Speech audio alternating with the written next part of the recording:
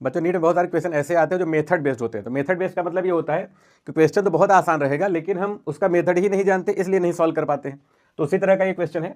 अब इस क्वेश्चन में क्या बोल रहा है कि एक मेटेलिक स्फीयर है जो दो अलग अलग लिक्विड में फ्लोट कर रहा है। अलग अलग लिक्विड मतलब कि दो इमिसिबल लिक्विड है, एक हमारा वाटर है और दूसरा कोई और लिक्विड है, और दोनों जो है इमिसिबल है, तो दो लेयर बनी हुई, इन्हीं के बीच में ये फ्लोट कर रहा है और कुछ पार्ट इसका वाटर में है और कुछ पार्ट जो है वो दूसरे लिक्विड में है। तो क्वेश्चन पूछ रहा है कि इसकी डेंसिटी बता दो इस बॉडी की। तो अब इसका मेथड क्या है इसको सॉल्व करने का? तो क्वेश्चन बहुत आसान है, बस मेथड आपको सीखने की जरूरत है।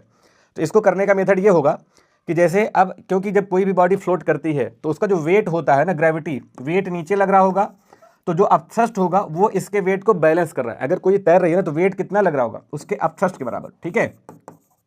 ये दोनों इक्वल हो जाएंगे। तो अब इसका फार्मूला क्या होता है? अगर इसको इक्वल करना है तो वेट को अपथ्रस्ट के इक्वल कर दो, तो वेट हमारा हो जाएगा mg और अपथ्रस्ट का फार्मूला क्या होता है? रो वी जी।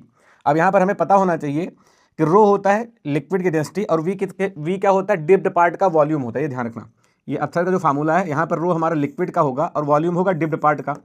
लेकिन यहाँ पर अलग क्या है कि यहाँ पर दो लिक्विड है तो दोनों मिल के अपथ्रस्ट लगा रहे होंगे। तो अगर दोनों मिल के लगा रहे हैं तो आपको दोनों का अपथ्रस्ट ऐड करना पड़ेगा, इसका अपथ्रस्ट प्लस इसका अपथ्रस्ट, दोनों मिलकर वेट को बैलेंस कर रहे हैं ना। तो यानी कि ये फार्मूला हमारा कुछ ऐसा लिखेंगे आप, ठीक है। Weight of the body is equal to water का अपथ्रस्ट और जो दूसरा वाला लिक्विड है उसका अपथ्रस्ट, ऐसे लिखोगे। और अपथ्रस्ट का फार्मूला आपको ऐसे लिखना होता है, ठीक है ना। डेंसिटी ऑफ वाटर और volume of dip part into g. अब यहाँ पर जी हो जाएगा कैंसिल। अब इसे वैल्यू डालना है हम लोगों को। मेटल की डेंसिटी उसने पूछा हुआ है, तो डेंसिटी अगर मेटल की लिखनी है तो ये मेटल का मास था, जो स्फीयर था उसका मास। तो मास ऑफ द स्फीयर को अगर मैं density of metal into volume, ठीक है ना, मास क्या होता है? डेंसिटी इंटू वॉल्यूम होता है बॉडी का, इज इक्वल टू, अब यहाँ पर वाटर की डेंसिटी इन्होंने दे रखा है उसको डाल दो 10⁻³ और वॉल्यूम किसका लेना होता है?